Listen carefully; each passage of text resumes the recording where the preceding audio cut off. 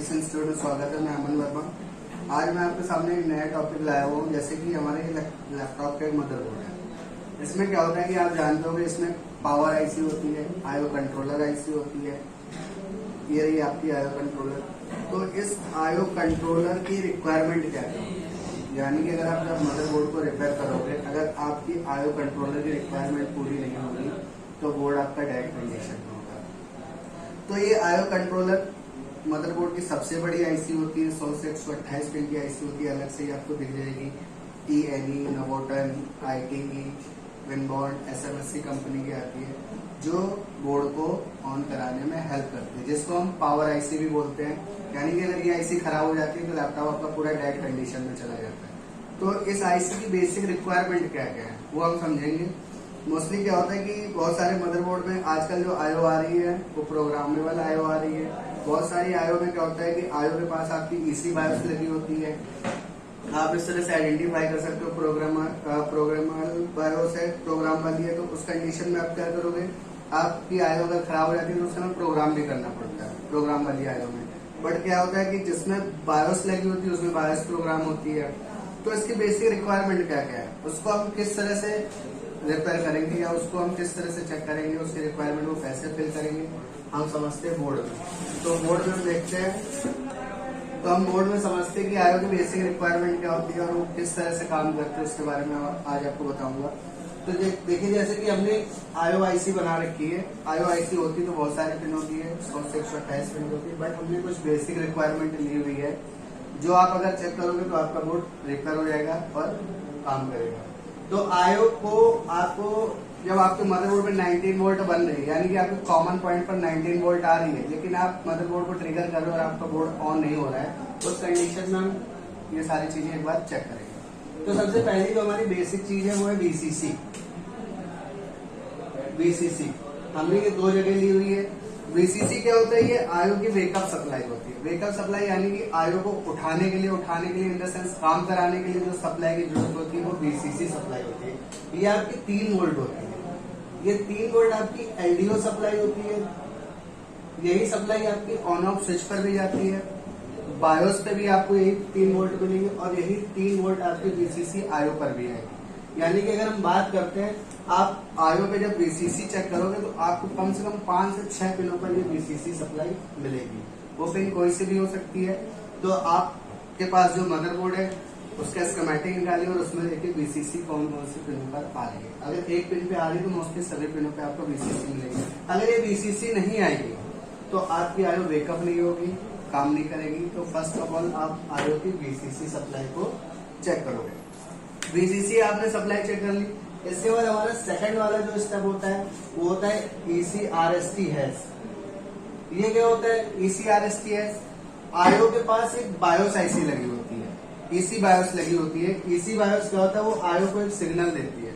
यानी कि इनकी कम्युनिकेशन होती है किससे, बायोस से।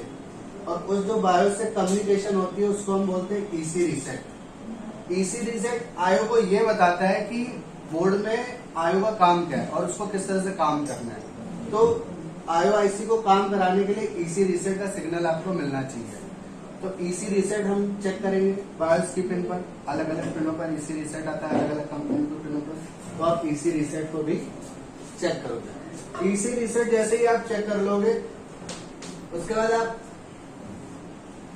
इसको हम बाद में चेक करेंगे। हम चेक करेंगे लीड स्विच की सप्लाई। लीड स्विच क्या होता है कि जैसे कि आपने देखा होगा डिस्प्ले का फ्लैप होता है, जब फ्लैप ओपन होता है, क्लोज होता है, तो उसकी यहाँ पे भी सप्लाई आती है, उसकी इन्फॉर्मेशन आईओ को जाती है। यानी कि लीड स्विच की सप्लाई यहाँ पर 3 वोल्ट आ रही है। तो आईओ को ये पता चल गया कि आपके लैपटॉप का फ्लैप ओपन हो गया, तो बोर्ड को ये ऑन करा देगी। अगर ये लीड स्विच की सप्लाई नहीं आएगी तो आईओ को पता ही नहीं चलेगा कि लैपटॉप का फ्लैप ओपन हुआ है या नहीं ओपन हुआ है। तो ये लीड स्विच की सप्लाई मिलना बहुत जरूरी है। तो लीड स्विच की 3 वोल्ट सप्लाई आनी चाहिए। पावर बटन का भी 3.3 वोल्ट आना चाहिए। समटाइम ये लो सिग्नल होता है, समटाइम हाई होता है।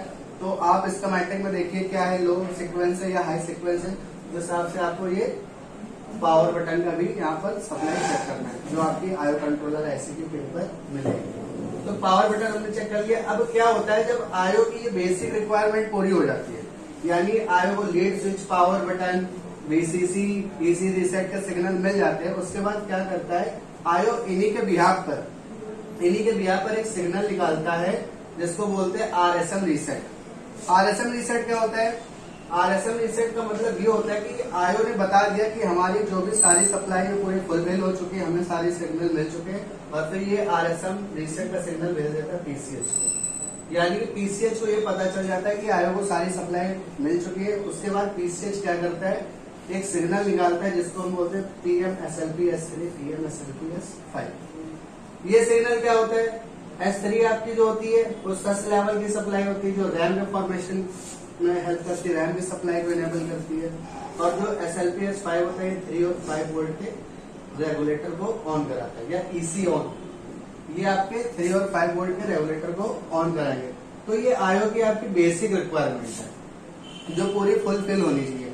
अगर ये रिक्वायरमेंट पूरी हो रही है और फिर भी आपकी आयो काम नहीं कर रही है, तो इन द सेंस कहीं ना कहीं किसी सिग्नल में ग्लीच है या कुछ है, तो उसको आप चेक कर सकते हो। अदरवाइज आप ये रिक्वायरमेंट चेक करोगे, आपकी आयो 100% वर्क करेगी।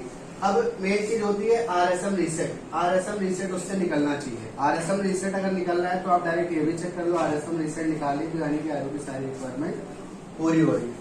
तो इस तरह से हम आयो को चेक करते हैं। अलग अलग कंपनियों की आयो आती है, उसकी आप स्कीमेटिक्स से उसके सारे पिन की डिटेल निकाल के चेक कर सकते हो। तो इस तरह से हम आयो आईसी को चेक करके बोर्ड को रिपेयर कर सकते हो।